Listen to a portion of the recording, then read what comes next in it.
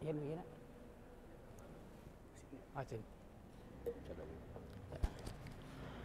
Assalamualaikum warahmatullahi wabarakatuh. Ala hadhihi niyah wa bi kulli niyatin shalihah ila hadratin Nabil Mustafa Rasulillah sallallahu alaihi wasallam. Syaulillahi lahum al-Fatihah. A'udzu billahi minasyaitonir rajim. Bismillahirrahmanirrahim. Alhamdulillahi rabbil alamin arrahmanir rahim maliki yaumiddin. Iyyaka na'budu wa iyyaka nasta'in. Ihdinas siratal mustaqim. Siratal ladzina an'amta 'alaihim ghairil maghdubi 'alaihim waladdallin. Baik para bapak jamaah sekalian, kita lanjutkan surat An-Nur ayat yang kedua ya Pak ya. Ayat yang kedua dari surat An-Nur ini. A'udzubillahi minasyaitonirrajim. Azani la yankihu illa zaniyatan au musyrikatan wa zaniyatu la yunkihuha illa zanin au musyrikin atau au musyrikun ya. Wa hurima dzalika 'alal mu'minin. Nah, ini di ayat yang kedua, azani la yankihu illa zaniyatin. Pejinah atau orang yang berzinah maka pasti dia akan menikah dengan pejinah lagi gitu ya. Jadi sudah hukum alam ya. Banyak dokter laki-laki nikah dengan dokter lagi perempuan. Ya, santriwati atau santriwan nikah dengan santriwati, pengusaha dengan pengusaha. Nah, pejinah pun Allah akan jodohkan dia dengan pejinah lagi gitu. Kenapa demikian? Nah, ini di dalam tafsirnya ya, azani la yaliku ayatazawaja bihal mu'minun. Karena pejinah ya itu tidak layak memiliki wanita yang soleha ya, jadi sudah memang diaturnya oleh Allah seperti itu ya. Jadi tidak layak ya seorang pejinah untuk menikahi ya ayatazawazal afifah syarifah ya. Tidak layak, tidak pantas dia menikahi seorang wanita afifah, wanita yang baik-baik, asyarifah, wanita yang terhormat. Ya itu. Kenapa? Ya innama yang kihu misluhu, karena dia pasti pejinah itu akan menikah dengan sebangsanya, dengan sejenisnya. Au akhosu minhu, atau bahkan ya lebih rendah dari itu, Pak. Malam Ahad kemarin bapak-bapak di sini anak pang ini ribut nih, Pak. Ya, laki-laki dengan perempuan. Ya, entah suami istrinya kita nggak tahu, Pak. Di sini, Pak. Ya, di belakang masjid kita. Ya, anak pang, perempuannya pang, laki-lakinya pang. Ya, ribut ya. Sampai yang satu tuh nuduh ya bahwa kamu tuh berhubungan dengan ya pang lain lah, begitulah. Ya itulah memang sudah Allah begitu atur, Pak. Ya, karena wanita baik tidak mungkin Allah jodohkan dengan laki-laki yang kurang baik, Pak. Laki-laki yang soleh nggak mungkin Allah jodohkan dengan wanita yang tidak soleh. Pasti yang soleh akan ketemu dengan yang solehah, Pak.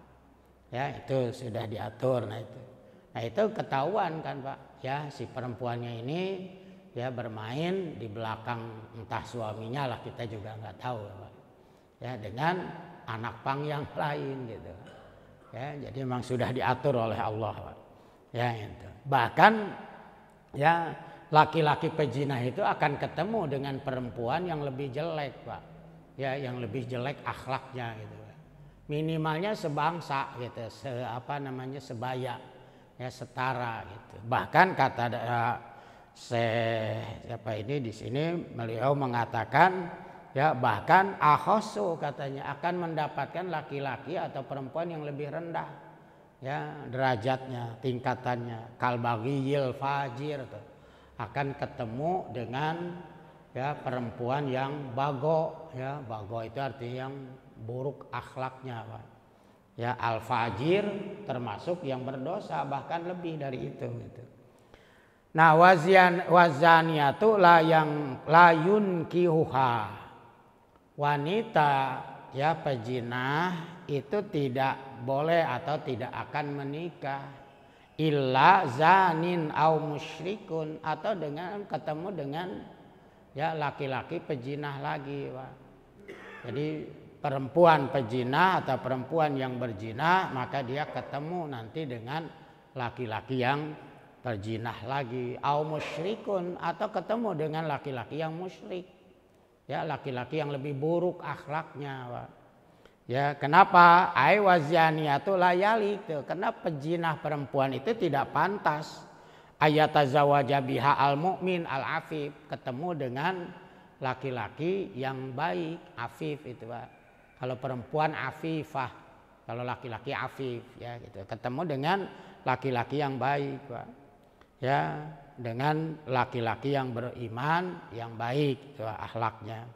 Innama yatazawajuha min atau man huwa misluha, atau bahkan minimal sekurang-kurangnya ketemu jodohnya dengan ya yang perempuan yang sama ya derajatnya. Au akhasu minha, atau bahkan akan ketemu dengan jodohnya yang lebih buruk lagi, Pak. Ya, akan ketemu dengan jodohnya yang lebih buruk, kazanil khabisi wal awil musyrikil kafir, seperti pejinah tadi laki-laki ketemu dengan jodohnya perempuan pejinah lagi, bahkan lebih buruk dari itu.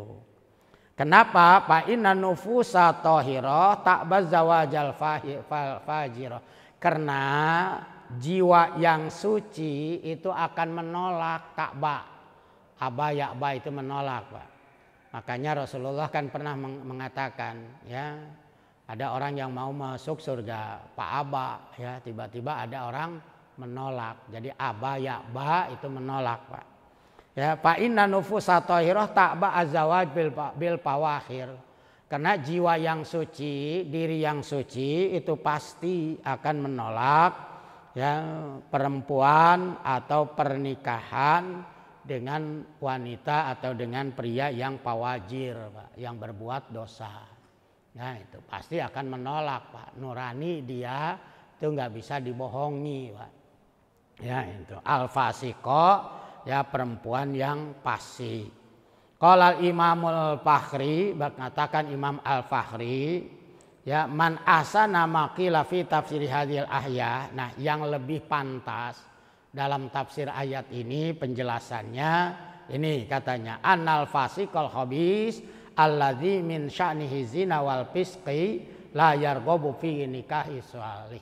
Kesimpulannya, ya terjemah yang pantas dalam ayat ini yang baik ini, katanya kata Imam Al-Fakhru bahwa ya orang yang berbuat fahisah, orang yang berbuat buruk, ya orang fasik yang berbuat kejahatan, maka pasti dia akan ketemu ya dengan sebangsanya. Kenapa? Karena tidak mungkin ya ketemu dengan orang yang soleh dari wanitanya. Itu ya. Jadi yang pantas dalam terjemah ini yang bagus lah gitu ya. Nah, yang soleh pasti ketemu dengan yang soleha. Yang zina ketemu lagi dengan yang pejinah lagi. Karena tidak pantas laki-laki yang soleha, yang soleh ketemu dengan ya perempuan yang tidak soleha. Demikian juga wanita soleha pasti akan ketemu dengan laki-laki yang soleh. Itu, Pak, ya. Wa inna ma yarghabu fi fasikin khabisatin mislihi au fi musyrikatin. Atau dia akan ketemu ya dengan laki-laki yang fasik, ya laki-laki yang durhaka, ya khabisatin yang buruk akhlaknya, au fi musyrikatin, atau ketemu dengan laki-laki atau perempuan yang musyrikah, ya. Ya. Wal fasiqatul khabisatu la yarghabu fi nikahya as-salaha minar rijal. Demikian juga wanita yang fasik, wanita yang durhaka, wanita yang berbuat akhlak buruk, khabisah, pasti dia juga tidak akan ketemu dengan laki-laki yang solehah. La yarghabu fi nikahiha as-salihah, tidak akan ketemu nikahnya dengan laki-laki yang soleh. Wa yanfiruna anha, bahkan akan menjauh, Pak. Ya, karena itu tadi jiwa yang suci itu akan takba, menolak, Pak. Ya, secara halus jiwanya itu akan menolak, Pak. Nah, wa innama yarghabu fiha man huwa min jinsiha. Bahkan katanya ketemunya dengan yang sebangsanya, yang sejenisnya. Ya, min jinsiha, yang sejenisnya. Minal fisqati, dari kefasikan, wal musyrikin, atau ketemu dengan orang-orang yang musyrik. Wa hadza alal a'am aglab kama yuqal. Inilah yang biasanya umum gitu, Pak. Ya, umumnya. Tapi ada bapak-bapak laki-laki yang tidak baik ketemu dengan perempuan yang soleh, ada. Tapi itu bahasanya nadir, Pak, jarang. Umumnya kan gitu, Pak, ya itu. Alal a'am tuh, wahadhi alal a'am, ini adalah umumnya, wal aglab galibnya gitu. Galibnya biasanya gitu kan, Pak, ya. Biasanya laki-laki yang buruk akhlaknya pasti ketemu dengan perempuan yang buruk akhlaknya. Itu umum dan galib. Ya, hati Bapak menolak, toh buktinya anak saya ya yang tidak soleh ketemu dengan yang, nah itu kan tadi, Pak, umumnya. Ya, ada laki-laki yang tidak baik ketemu dengan wanita yang baik, yang solehah. Ya, mungkin Allah memberi petunjuk supaya si perempuan ini menarik suaminya, ya, menjadi laki-laki yang soleh. Itu lebih bagus, Pak, lebih hebat. Jadi si istri ini berjuangnya banyak, Pak, ya. Dia mengislamkan secara kafah. Orangnya sih sudah Islam, Pak, tapi kelakuannya belum Islam. Nah, artinya si perempuan ini mengislamkan secara kafah ya suaminya, Pak. Atau sebaliknya, laki-lakinya soleh ketemu dengan perempuan yang tidak soleh, ya, ada begitu. Berarti si laki-laki ini ada perjuangan. Apa perjuangannya? Menarik, mengangkat derajat istrinya yang tidak baik gitu, Pak, ya. Ya, jadi ini tidak bisa secara umum, ya, Pak, ya. Ada begitu, ya, itu. Galib dan umumnya seperti itu gitu. Tetapi ada bapak-bapak, ya, laki-laki yang baik ketemu dengan istrinya yang tidak baik. Ya, seringlah kita ketemu itu, Pak, ya. Itu. Tapi biasanya bapak-bapak jadi awet rajet, Pak. Ya, hayu para saya. Kenapa? Karena tidak sejalan. Itu. Ya, istri dan suaminya tidak sejalan. Yang akhirnya awet rajet, Pak. Ya, itu. Tiada hari tanpa bertengkar. Nah, itu. Tuh, Pak. Nah, wa hurrima adzalika 'alal mu'minin. Nah, yang demikian tadi artinya laki-laki yang berzina itu tidak pantas, ya, atau dilarang, ya, bagi setiap mukmin. Ya, berzina itu diharamkan, Pak, bagi kita laki-laki, ya, atau perempuan. Nah, berikutnya Bapak-bapak di ayat yang keempat, walladzina yarmunal muhsanati summa lam yatu bi arba'ati syuhada fa ajliduhum samanina jaldatan. Nah, sekarang kita menuduh istri kita umpamanya, Pak, tanpa ada saksi dan bukti, ya, karena memang ada misi lain, ada tujuan lain. Tujuannya bapak-bapak umpamanya kita udah nggak suka sama istri, carilah kesalahan istrinya dengan cara dia menuduh zina gitu. Ya, bagaimana tuh seorang laki-laki yang menuduh zina kepada istrinya yang baik, tapi summalam yatu bi arba'ati syuhada, tapi dia tidak bisa menghadirkan 4 saksi. Ya, tidak bisa menghadirkan 4 saksi, Pak. Jadi bapak-bapak kalau ada wanita baik terus oleh kita dituduh zina, bapak-bapak minimal harus menghadirkan 4 saksi. Ya, itu. Kalau tidak bisa menghadirkan 4 saksi, maka penuduhannya, tudingan cek Sunda mah, itu tidak diterima oleh hakim. Ya, kalau dia tidak bisa, ya, menghadirkan 4 saksi. Bahkan si laki-laki atau kita yang menuduh orang, bapak-bapak berbalik hukum.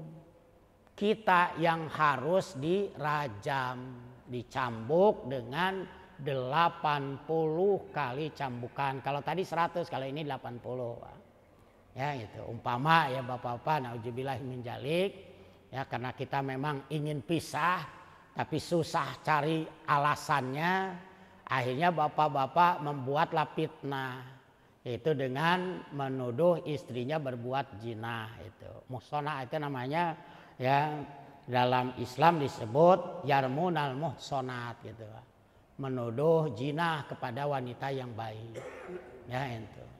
Nah, tetapi Bapak-bapak tidak bisa menghadirkan 4 saksi yang adalah, artinya 4 saksi ini yang adil Pak, bukan saksi dari dia yang dibawa gitu Pak. Apalagi dikasih duit supaya mengiyakan umpamanya. Maka kalau terjadi itu, si penuduh dan 4 saksi ini harus dirajam Pak. Ya, bahkan konsekuensinya juga naudzubillah wala taqbalu lahum syahadatan abada, selama-lamanya persaksiannya tidak diterima Pak. Jadi seumur hidupnya ya dia kalau dijadikan saksi tidak boleh Pak, tidak diterima Pak. Ya itu, ya itu ya bahaya Bapak-bapak kita menuduh orang lain berbuat zina. Ayuqadzafuna bizina. Mereka menuduh zina kepada siapa? Al-afifat, wanita-wanita yang baik, asyarifat, wanita yang terhormat. Banyak kan Bapak-bapak ya yang rumah tangganya sudah hampir di ambang kehancuran. Biasanya laki-lakinya atau suaminya mencari-cari ya kesalahan, atau sebaliknya istrinya yang juga mencari-cari kesalahan suaminya ya itu. Nah, biasanya kalau laki-laki mencari kesalahan istrinya dengan cara dia menuduh Pak berbuat serong. Ya, itu atau selingkuh, apalagi istrinya kerja kan Pak. Dan sekarang banyak istrinya kerja, sekretaris, selalu dibawa-bawa oleh ya pimpinannya, oleh atasannya, rapat kemana-mana ya. Tapi istri kita memang baik Pak, afifat gitu, nggak mungkin lah.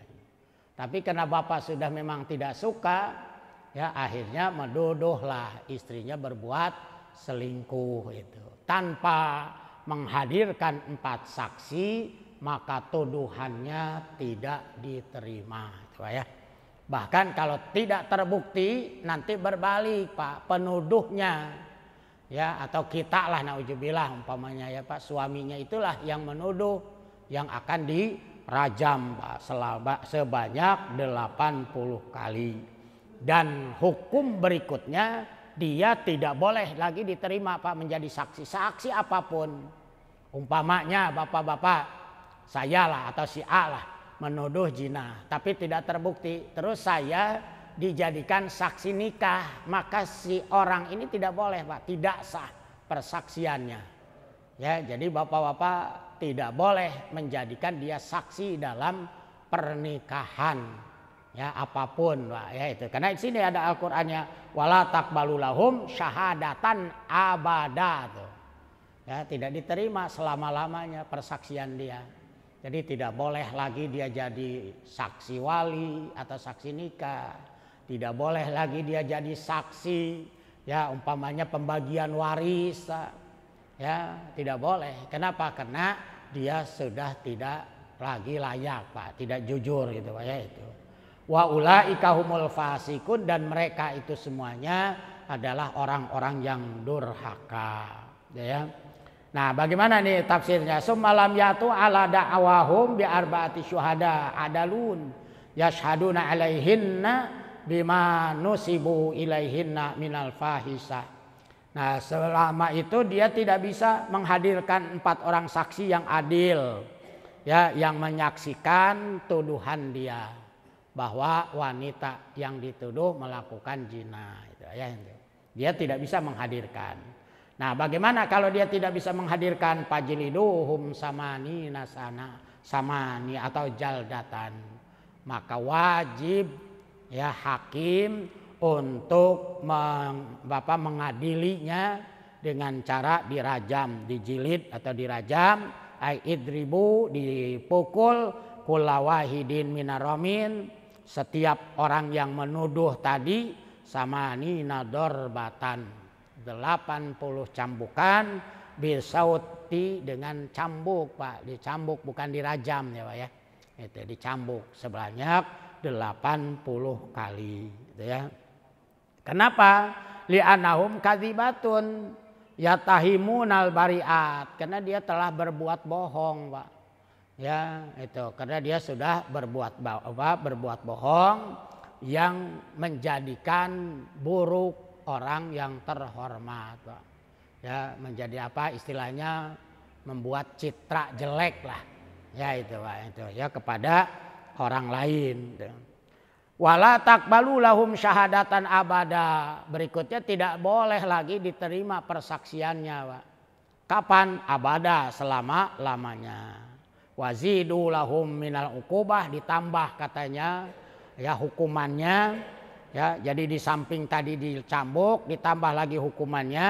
Apa hukumannya? Adalah dengan tidak diterima persaksiannya. Ya itu. Madama musirron ala kadzibihi. Ya selama dia berbuat dosa tadi. Pak. Jadi orang-orang ini ya yang menuduh kepada orang lain berbuat zina, maka persaksiannya tidak diterima. Pak. Jadi hukumannya dua. Pertama dia dicambuk, kalau dicambuk masih hidup, maka selama itu dia tidak boleh lagi menjadi saksi Pak. Ya saksi pernikahan. Makanya ya bapak-bapak, pernikahan orang tua kita dulu mah bersih gitu Pak ya, dicari saksinya juga bukan asal-asalan Pak. Saya masih ingat dulu bapak-bapak amil-amil dulu ya, ataupun apa ya KUA dulu itu, kalau mau jadi saksi itu kan kadang-kadang bapak-bapak ya dicari yang pakai peci dulu, bapak kopiahna pakai cina gitu, tak diterima ya itu. Padahal kopiah kan urusannya Pak ya, tapi menandakan bahwa peci itu mungkin lah ya salah satu orang yang bertakwa mungkin ke situ, dilarang dulu Pak ya. Saya sempat menyaksikan Pak, jadi akhirnya si bapak ini ya agak malu lah karena memang memakai kopiah, akhirnya dicarikanlah kopiah yang sama dengan kepala dia. Ya pinjam sana sini Pak itu, sampai segitunya itu. Betul-betul dicari ya orang yang adil Pak. Karena mohon maaf Bapak-bapak, pernikahan itu saksi Pak, bukan hanya saksi pada saat itu Pak.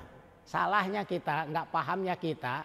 Jadi kadang-kadang jadi saksinya hanya pada saat nikah, padahal tidak. Pada saat besok si pengantin ini terjadi perpisahan ya, terus mengadukan ke pengadilan, maka yang menjadi saksi adalah si orang yang ada di buku itu Pak. Ya, jadi itu Pak. Jadi bukan hanya saksi enak di situ saja, bukan Pak. Ya, nanti terakhir atau apabila umpamanya dalam perjalanan rumah tangga dia ternyata ya ada masalah gitu, sampai akhirnya datanglah ke pengadilan. Maka yang ditanya itu saksi yang ada yang nulis itu Pak, yang tanda tangan itu. Termasuk nanti warisannya juga sama, umpamanya dalam pernikahan dia selama 10 tahun punya apa kan gitu Pak. Ada gonogininya, ada waris-warisnya. Nah itu dia harus menjadi saksi. Ya itu ari urang mah nuduh asal gampang, oh iya anggota DPRD geus jadikeun saksi, padahal teu ngarti teu naon gitu Pak. Hanya bangga. Ya oh yang datang wali kota. Jadi saksi ya, saksi dari pihak pengantin laki-laki adalah Bapak Wali Kota Bogor, itu kan bangga. Itu padahal bapak-bapak bukan itu Pak. Ya nanti suatu hari terjadi sesuatu dia dalam rumah tangga anak kita itu, dia si saksi ini dipanggil lagi Pak. Ya itu untuk menyaksikan itu. Makanya biasanya kadang-kadang suka diambil dari pihak saudara kan gitu ya. Kalau di pihak saudara kan gampang nenganana Pak. Lamun saksina wali kota geus eureun wali kotana rek kumaha. Ya kan gitu Pak. Saksina bupati, bupatina eueuh Pak di penjara rek kumaha. Hanya kudu neang ke penjara. Nah, kan moal mungkin lah Pak ya itu. Oh. Hese neanganana biasana dulurna, mamangna kan gitu Pak ya. Mamangna, uakna. Nah besok lusa ada masalah kan gampang ketemunya gitu ya itu. Nah dari mereka juga sama, nanti dipanggil di dua-duanya nih Pak. Ya kenapa anak kita ini sudah jadi begini, ponakan kita begini, terus ditelusuri. Dan memang kalau memang sudah tidak bisa bapak-bapak ya sudah ketok palu. Nah tinggal nanti dibagi lagi warisannya. Selama dia berumah tangga ya 10 tahun punya apa Pak. Umpamanya memang dia nggak bawa warisan dari pihak laki-laki dari pihak perempuan. Betul-betul hasil bekerja dua-duanya. Ya sehingga punya rumah, punya mobil. Nah ambil dulu gonogini Pak. Ya gonogini memang tidak ada hukum dari Islam Pak. Tetapi itu dari undang-undang negara. Artinya kebijakan dari pengadilan. Karena dia bekerja sama gitu Pak. Punya harta bareng-barengan. Nah dari harta bareng-bareng inilah diambil dulu gonogini istilahnya. Jadi kalau di dalam hukum Islam memang tidak ada Pak. Tapi dalam pengadilan agama itu ada dalam rangka kebijakan itu Pak. Ya itu. Ya supaya apa? Supaya tidak ada yang dijolimi karena dua-duanya memang nol Pak, tidak bawa apa-apa gitu. Kecuali kalau memang rumahnya dikasih oleh mertuanya, nah itu tidak Pak. Ya, tapi nah kalau umpama rumahnya memang dikasih sama mertuanya, nah selama rumah tangga itu dia punya apa? Rumah keluarkan. Karena rumah itu memang rumah orang lain kan gitu. Dari mana dia mulainya? Itu Pak ya itu. Ya, yang harus dibagi. Nah, ini jadi saksi lagi, Pak. Ya, nanti ke pengadilan gitu. Ya, hari orang mah saksi nikah lain, saksi pengadilan lain deui, Pak. Karena dianggapnya saksi nikah teh geus sakitu eureun. Setelah nikah sudah selesai enggak, Pak. Makanya kalau orang yang paham bapak-bapak enggak ada yang mau, jarang, Pak. Sok kiai-kiai arembungeun, Pak. Nya mundur mangga nu sanese gitu. Ya, dia hanya jadi saksi luar saja, tidak ikut nanda tangan, Pak. Itu tidak ikut nanda tangan, hanya saksi luar, ya. Makanya suka disebut oleh KUA, ini yang menyaksikan banyak para kiai, para ulama, tapi mohon maaf dalam aturan hanya 2 yang tertulis. Nah, ini tuh. Ya, itu. Nanti ya saksi luarnya ya mengatakan bapak-bapak ini sah tidak pernikahannya. Nah, itu. Ya, sah ya sudah selesai gitu. Baru tanda tangan itu. Nah kalau orang fasik ini bapak-bapak seumurnya dia tidak boleh dijadikan saksi lagi. Wala tuqbalu lahum syahadatan abada, nggak boleh Pak. Ya tidak diterima persaksiannya. Kenapa? Wa ulaika humul fasikun. Karena dia adalah orang yang tidak amanah Pak. Orang fasik, orang yang keluar dari agama Pak. Orang yang keluar dari ketaatan Allah itu. Ya li'ityanihim bil dzambil kabir. Karena dia dulu pernah melakukan dosa besar. Apa dosa besar yang dilakukannya? Yaitu menuduh. Nah itu. Jadi kenapa tidak diterima persaksiannya? Atau kenapa tidak yang diterima oleh Allah Pak, persaksiannya? Karena dia pernah melakukan dosa besar. Apa dosa besarnya? Menuduh orang zina. Itu Pak, itu dosa besar. Itu wal jarami syani, dan melakukan perbuatan dosa Pak. Qala Ibnu Katsir, nah mengatakan Ibnu Katsir, aujaballahu taala al-qadzib idza lam yuqimul bayyinah ala sihatin maqala salah satu ahkam. Nah, menurut tafsir Ibnu Katsir, Ismail Ibnu Katsir, beliau mengatakan Allah mewajibkan kepada penuduh zina ya kalau tidak terbukti ya maka Allah mewajibkan 3 hukum Pak. Jadi ada 3 hukuman Pak bagi yang menuduh kalau memang tidak terbukti. Apa yang pertama? Ya ayajlidu, dicambuk ya, itu yang pertama. Tadi di Quran kan Pak ya, itu jelas dicambuk. Yang kedua ya adalah ya ditolak, itu juga Quran Pak. Ya, jadi 2-nya ada di Quran ya menurut Ibnu Katsir, yaitu dicambuk dan ditolak persaksiannya. Yang keempatnya ayakuna fasikon. Oh ya, ada juga di Qur'annya wa ulaika humul fasikun. Nah itu. Jadi orang yang menuduh zina menurut Ibnu Katsir ada 3 hukumannya, Pak. Ya, hukuman pertama dicambuk sebanyak 80 kali.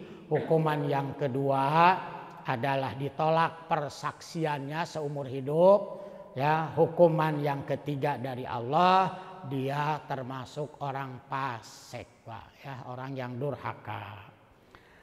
Nah, Bapak-bapak kembali lagi. Kita sudah bercerita 3 kan Pak, 3 hukum. Ya, kita sudah bercerita 3 hukum.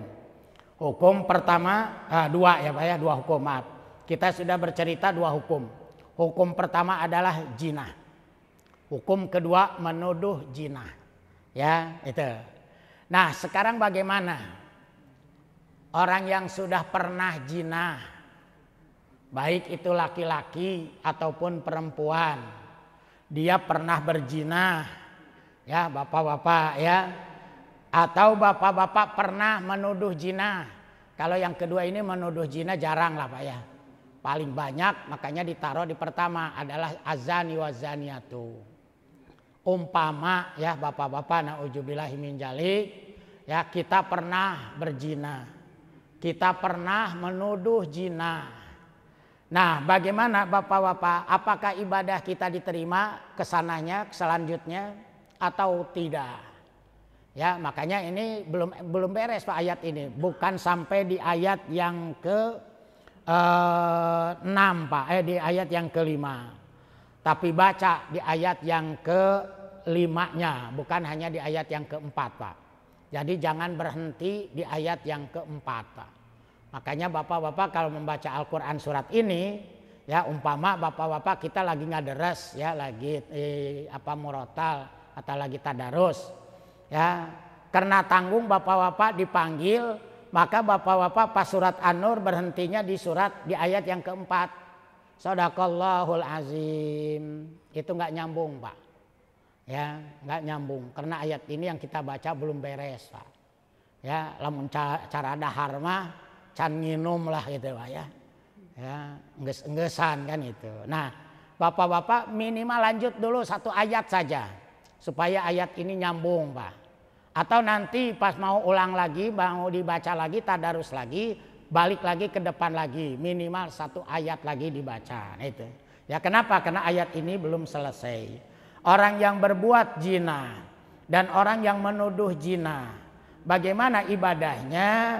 Illalladzina tabu mim ba'di dzalik. Nah itu Pak. Ya, jadi kalau dia bertobat insya Allah diterima Pak.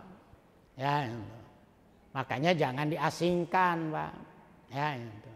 Illalladzina tabu, kecuali kalau mereka bertobat. Jadi orang yang pernah zina, orang yang pernah menuduh zina, terus dia bertobat, maka diterima seluruh ibadahnya. Ya itu illalladzina tabu mim ba'di dzalik. Ya kecuali mereka orang-orang yang bertobat ya setelah dia melakukan kesalahan. Alladzina tabu, mereka bertobat, wa anabu, dan kembali kepada jalan yang baik, wa nadamu, dan menyesal. Nah, makanya syarat bertobat itu 3 di sini Pak. 4 kalau berhubungan dengan dosa manusia. Pertama adalah bertobat, menyesal. Yang kedua kembali Pak. Ya, kembali artinya perbaiki perbuatan yang buruk dengan perbuatan yang baik. Yang ketiga wanadamu, menyesal Pak. Makanya ada hadis an-nadamu taubatun, nyesel itu termasuk tobat Pak. Kita menyesali dari perbuatan yang pernah kita lakukan. Nah, itu juga termasuk tobat. Makanya di sini syaratnya bertobat itu ada 4. Alladzina tabu, pertama bertobat, ya, yang kedua anabu, kembali kepada jalan yang baik. Yang ketiga wanadabu, menyalahi atau menyesali, dan yang terakhir mengembalikan. Kalau itu ada hukuman atau hubungan dengan manusia. Contoh mencuri umpamanya, kembalikan sekalian ya. Nah ini syarat, karena ini tobatnya kepada Allah, jadi ada 3 Pak. Ya, anabu, inabah. Makanya di Tasik ada pesantren Al-Inabah Pak. Artinya tempat kembalinya orang-orang yang dulu berbuat jahat sekarang menjadi berbuat baik gitu. Ya, Suryalaya Mbah Anom itu nama pesantrennya kan Al-Inabah Pak. Ya. Jadi ada inabah 1, inabah 2. Inabah itu artinya tempat mereka kembali. Ya, kembali dari perbuatan-perbuatan salahnya tadi. Ai ma fa'alu, ya, menyesal dari perbuatan yang mereka kerjakan. mimba di maktarofu dzalika dzambal azim, sambil mengakui bahwa itu adalah dosa besar gitu. Ngaku geus berbuat dosa besar, nah itu. Ya, nah setelah itu bapak-bapak bukan hanya tobat, wa aslahu, memperbaiki, islah.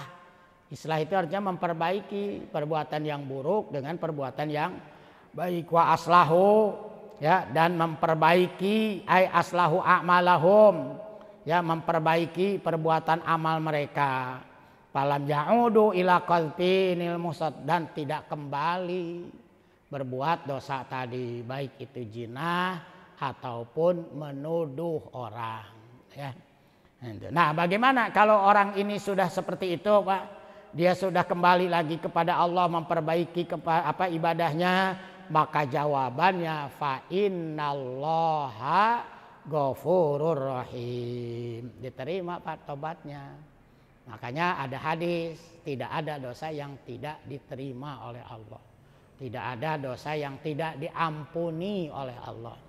Apalagi bapak-bapak, ya, kalau dinasibkan berangkat haji, itu di kota Mekah kan, di dalam Masjidil Haram itu ada beberapa tempat, Pak. Yang tempat itu mustajab. Ya, mustajab itu wajib diijabah, Pak. Bahkan mohon maaf, ya, saya kemarin ketika muhasabah di Gunung Mas kepada jemaah saya bilang, bapak-bapak setelah berdoa di multajam terus ada hati ragu-ragu, iya doa teh diterima henteu nya, itu mohon maaf, lebih baik tinggalkan tempat itu. Kufur hukumnya, karena tidak percaya, ya, kepada kekuasaan Allah. Jadi jangan ada ragu-ragu, ya, kalau setelah kita berdoa di tempat itu, bapak-bapak yakin dengan seyakin-yakinnya, ya, karena itu adalah tempat-tempat mustajab, tempat-tempat di mana Allah pasti mengijabah. Nah, kalau di Indonesia kita nggak ada tempat, Pak, yang ada waktu ijabah. Kapan? Tengah malam, itu waktu ijabah, Pak. Saat sujud terakhir dalam sholat sunnah, Pak. Makanya dalam sholat sunnah atau dalam sholat wajib pun boleh, asal tidak jadi imam. Kalau jadi imam bapak-bapak jangan, kesian, ya, anu boga penyakit vertigo, ya, bisa-bisa tuh hudang-hudang liur manehna kan gitu. Nah, kalau sendiri bapak-bapak mau setengah jam boleh, Pak, sujud yang terakhir. Minta kepada Allah, karena pada saat sujud terakhir itu dah waktu yang diijabah. Tengah malam, pergantian siang dan malam atau malam dan siang, terus waktu antara azan dan iqomah, itu yang di kita, Pak. Ya. Terus ada lagi adalah duduk ataupun duduk istirahat pada saat dua khutbah. Khutbah pertama dan khutbah kedua kan ada istirahat, itu duduk di situ. Nah, itu juga sama, Pak. Kenapa itu waktu diijabah hese, lolobana mah pareureum, Pak. Ya kan, banyak kan mereka tidur, Pak. Ya, karena enggak, nah itu tadi. Nah, itu ya, jadi itu. Nah, kalau di Mekah bapak-bapak banyak. Ya, di depan Ka'bah itu ada beberapa tempat, Pak. Di antaranya multazam. Ya, multazam itu dari bahasa lazima, wajib. Jadi orang yang berdoa di multajam pasti wajib diijabah oleh Allah. Ya, bahkan kalau kita ragu-ragu musyrik hukumnya. Yang kedua, bapak-bapak ada lagi Hijir Ismail, Makom Ibrahim, rukun yang 4, pojokan yang 4. Rukun Yamani atau Hajar Aswad, ya, Syami, Iraqi dan ya Yamani. Ya, itu wajib semua di situ diijabah. Ya, Safa Marwah, ya. Nah, kalau nanti di musim haji adalah Arafah, Muzdalifah, Mina. Kalau sekarang bapak-bapak Arafah, Muzdalifah, Mina sama seperti Bogor. Dia tidak termasuk, tempat itu tidak termasuk yang diijabah. Ya, diijabahnya Arafah nanti pada tanggal 9 Zulhijjah setelah tergelincir matahari sampai terbit fajar subuh lah, Pak. Tanggal 10, jadi kurang lebih 18 jam. Selebihnya lewat subuh, sekurangnya dari zuhur nggak termasuk, Pak. Karena ada tempat masuknya mulainya. Gitu. Ya, Muzdalifah mulai dari tanggal 10 Zulhijjah sampai habis. tanggal 10-nya. Mina tanggal 11, 12 dan 13, selebihnya tidak ada, Pak. Itu ya, makanya itulah yang disebut namanya tempat-tempat yang mustajab. Kembali lagi ya, illal ladzina tabu mim ba'di dzalika wa aslahu. Nah, kalau sudah begitu Bapak-bapak kita bertobat, kita memperbaiki, maka fa innallaha ghafurur rahim. Allah lah yang Maha Pengampun, Pemaaf. Jadi Bapak-bapak tidak ada, Pak. Jadi Bapak-bapak maaf ya. Ya, umpama lah kita pernah melakukan itu, melakukan dosa. Nah, bertobat pasti Pak diterima. Makanya banyak ya yang dulunya badung, alhamdulillah sekarang rajin ke masjid. Nah, kenapa? Karena ya tobatnya dia sudah diterima oleh Allah. Sehingga ringan kakinya dia berangkat menuju masjid berjamaah, ringan kakinya ya berjalan menuju ya raudhah min riyadil jannah. Raudhah min riyadil jannah, Bapak-bapak, kalau raudhah di Madinah ya itulah raudhah Nabi. Nah, sekarang Bapak-bapak mana raudhah min riyadil jannah di kita? Adalah majlis-majlis taklim. Ya, kayak ini tempat ini raudhah, Pak. Dan orang yang masuk raudhah min riyadil jannah, mohon maaf sedikit, Pak. Ya, contoh sajalah sekarang. Bapak-bapak mau masuk raudhah min riyadil jannah di Madinah, kan sedikit, Pak. Kalau sholat hanya segitu, sementara yang lain banyak di luar. Nah, raudhah min riyadil jannah selain di Madinah adalah majlis-majlis taklim. Siapa yang mengatakan? Bukan saya, Pak, Nabi. Ya, Nabi yang mengatakan. Kata Nabi, irta'u min riyadil jannah. Kata Nabi, carilah riyadul jannah. Min riyadil jannah, riyadhah min riyadil jannah. Sahabat tanya, ya Rasulullah, mana riyadul jannah? Mana raudhah min riyadil jannah? Rasul menjawab, adalah majalisut ta'lim wa majalisut dzikri. Tempat-tempat di mana di situ diajarkan ilmu, itulah disebut namanya raudhah min riyadil jannah. Yang kedua, majalisut dzikri, tempat-tempat di mana di situ diadakan zikir-zikir. Tapi Bapak-bapak kita pilih, majlis ilmu belum tentu majlis zikir. Itu. Kalau majlis zikir sudah pasti majlis ilmu. Contoh, ada majlis ya, di sana nggak ada taklim, yang ada marhabaan dan seterusnya. Ya, tidak pernah dibahas ya kitabnya dan seterusnya. Itu disebut namanya majlis zikir. Ya, bukan majlis ilmu. Tapi kalau majlis ilmu, Bapak-bapak dikaji ilmunya, gurunya, yang ngajinya ada, kitab-kitab rujukannya dan sebagainya. Itulah disebut namanya majlis ilmu. Pasti majlis zikir, karena sebelumnya pasti diawali dengan Fatihah. Diawali dengan ya Bapak-bapak zikir sekalipun pendek. Karena kalau majlis ilmu jarang ya Bapak-bapak menggunakan atau memakai zikir-zikir yang panjang. Kayak tadi saya Bapak-bapak nggak zikir, cuman Assalamualaikum awali dengan Fatihah, selesai sudah. Nah, itu berarti kita hari ini duduk di tempat raudhah min riyadil jannah. Kenapa? Karena ada majelis ilmunya dan ada majelis zikirnya. Itu Pak. Ya, itu Nabi yang ngomong, Pak. Ya, jadi majalisul ilmi itulah disebut namanya raudhah min riyadil jannah. Sedikit-sedikit lah, Pak. Ya, sedikit, Pak. Ya, namanya juga orang pilihan, Pak, itu ya. Itu enggak banyak kalau pilihan, Pak. Ya, jemaah haji Indonesia Bapak-bapak kan banyak, Pak. Maaf Bapak sekalian, saya menolong ya pemulung, Pak. Ya, saya nggak sebutkan namanya ya, Pak ya. Dari Kabupaten Bogor ikut dengan kita. Saya urus segala macam mutasi dan dari mulai para setor awal, Pak. 2013 orang ini datang ke rumah, Pak.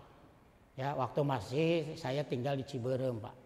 Ciberem itu Mulia Harja kan berbatasan dengan kali. Jadi saya Bapak-bapak waktu ngisi atau waktu masih tinggal di Ciberem hebat Pak, kiih ge lompat ke kabupaten Pak. Ya, hayang kiih lompat ke kabupaten karena majelisnya di kabupaten, rumah saya di kota gitu. Jadi terbatas oleh kali Pak. Ya, jadi kalau ada jemaah atau acara-acara pengajian dan sebagainya ya dua wilayah itulah Pak. Ya, karena rumah di kota Mulia Harja, ya majelisnya di Sukamantri Pak, ya desa Sukamantri. Ya, kecamatan dulu mah kecamatan Ciomas, sekarang sudah pindah atau sudah pemekaran menjadi kecamatan Taman Sari Pak. Nah, datang bapak-bapak karena orang ini selalu ikut-ikut jarah Pak. Jadi kalau saya jarah kemana selalu ikut dan nempel terus Pak. Sekarang juga gitu Pak. Sholat yang deket ya gitu Pak. Ya nempel terus gak bau jauh. Nah suatu ketika bapak sering di tempat jarah teh, Pak Haji doakeun nya cenah. Abdi engke hayang jarah ge ka Mekah moal jeung sasaha arek milu jeung Mang Haji we cenah. Da orang lembur ieu nyebut lagi ka urang Mamang Pak. Mang Haji nyebut lagi itu Pak.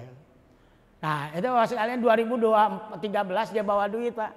Ya bawa duit 40 juta Pak. Mau setor umroh. Mang Haji cenah ieu abdi aya duit cenah sakieu. Nah, hayang umroh. Saya bilang, Mamang mah can wajib umroh. Ya, mending setoran haji. Cenah duit lagi ngan sakieu moal mah sok balik dewe lah. Teangan 10 juta deui. Ya, kayak geus menang 10 juta deui bawa deui ka dieu. Saya enggak terima. Bapak-bapak saya mohon maaf tidak tergiur dengan keuntungan, Pak. Saya waktu itu kalau mau nerima dapat 1 pack 2 juta, Pak, minimal. Ya, 2 orang berarti geus 4 juta Pak di kantongan. Ya 2013 4 juta lumayan kan Pak. Ya tapi saya tidak tergiur dengan keuntungan Pak. Kita bicara hukum. Ya bagi mereka tidak wajib umroh Pak. Ya itu wajibnya haji Pak. Nah akhirnya bapak-bapak pulanglah dibawa duit nah. Ya saya nggak terima Pak. Seminggu kemudian datang deui mawa Pak jadi lengkap 50. Saya panggil Bank Mandiri waktu itu. Saya bilang Mbak Nita ini ada jemaah ini mau setor haji tapi orangnya ada di rumah, tolong dijemput saja ke rumah karena dia khawatir bawa duit kan Pak, diangkot kesian. Ya udah akhirnya diproses di rumah Pak. 2013 sekarang 2024 berarti kurang lebih 11 tahun Pak. Saya buka-buka catatan ini siapa yang setor 2013. Ternyata orang ini Pak. Akhirnya saya telepon tetangganya karena dia nggak punya telepon Pak. Ya Mang Enen, Mang Eta tolong sina ka imah, mun teu salah porsina masuk gitu. Akhirnya betul Pak. Ya dilihat porsinya masuk. Ya akhir bapak-bapak pelunasan ya belum punya duit. Ya akhirnya sudah Mang hayu urang ka bank. Ya lunasan. Sebabnya ieu lamun teu dilunasan mamang tahun hareup can puguh sehat. Akhirnya saya lunasin Pak, saya nombok 18 juta waktu itu. Ya 18 juta, saya tombok sudah, Mang lunas, ya beresan, setor ke kabupaten. Ya berkas-berkasnya kasih ke kabupaten. Ya semangat dia Pak, dari bank langsung ke kabupaten. Nanti minta saja ya bukti penyerahan berkas, nanti kita proses ikut ke kota. Kalau ditanya bilang ke orang kabupaten mandiri itu aja. Akhirnya bapak-bapak proses dan sekarang berangkat Pak coba. Ya Allah. Nah itulah ya Allah kalau takdirkan ke yang kuat. Kalau dibanding dengan kita bapak-bapak mohon maaf lah. Ya jauh kehidupannya. Ya itu. Belum beres dengan saya juga. Kamari ketemu di puncak dia di masjid itu. Saya Mang Haji cenah kumanya. Enggak setong di pikiran. Ya udah kumaha engke we. Ya urusanana. Ya itu. Ya, jadi Bapak sekalian prosesnya belum bayar, ya mutasinya terus segala macam lah. Ya, tapi kita bantu Pak. Saya 2 kali bapak-bapak ketemu dengan pemulung ini. 2019 saya bawa pemulung dari Kota Bogor asli Pak. Itu mah dari dari Pulau Gelis, ya. Dari Pulau Gelis di Pasar Bogor Pak. Ya kampung Pulau Gelis gitu ya. Nah itu sekali itu mah perempuan Pak. Dia ngumpulin duit recehan Pak. Ya. Dan saya laporkan ke Pak Bima waktu itu. Ya Pak Wali ini orang inilah. Akhirnya Pak Wali ngutus utusannya dia ngasih Pak. Ya untuk ini. Nah kalau ini kan orang kabupaten. Ya bupatinya kan PJS juga. Jadi saya nggak sempet lah atau nggak bisa ngomong lah. mau ngomong ke Pak Haji, ya Rustandi geus pensiun Pak Haji Rustandi. Pak Haji bantuan ya bere duit karunya gitu. Ya. Gitu. Oh. Ya. Waktu itu saya dikasih Pak sama ini Pak. Saya urus bapak-bapak di sananya. Ya isuk-isuk belongo Pak, mang sarapan canda mama CF duitna. Ya udah. Akhirnya saya kalau pagi beri sarapan 3, 4 gitu Pak, ditaruh di dia ya. Nah ini juga sama Pak. Jadi bapak-bapak himmahnya itu. Maaf lah kalau bapak-bapak kalau kehidupannya jauh dengan kita lah. Ya kita mah reka haji mikir 1000 kali Pak. Ya ujungnya mikiran lila antrian kan itu Pak. Itu yang jadi alasan. Ya mau setor haji tengkewe lila antrian anak mendingan umroh kan gitu Pak. Apalagi sekarang dicelakakan oleh travel. Ya travel ini hebat iming-imingnya Pak dan masuk ya ke rusuknya masyarakat Pak. Enggak lah daripada haji lila mendingan umroh. Nah itu kan Pak. Masuk itu Pak. Sampai di Tasik kemarin Pak dengan kepala desanya 1 bis Pak.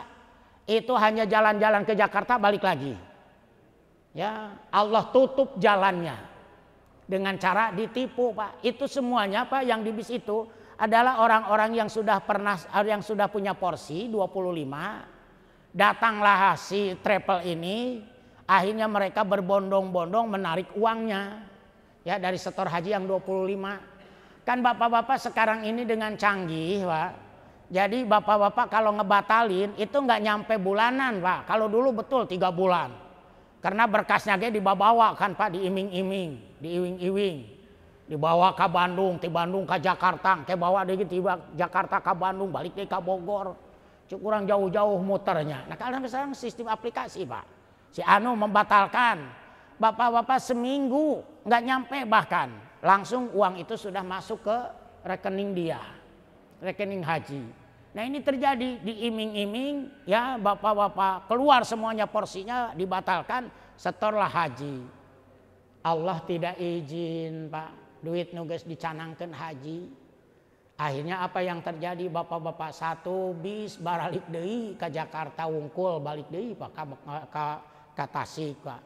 Ya karena tertipu oleh travelnya. Nah itulah hakikatnya kan Allah Pak.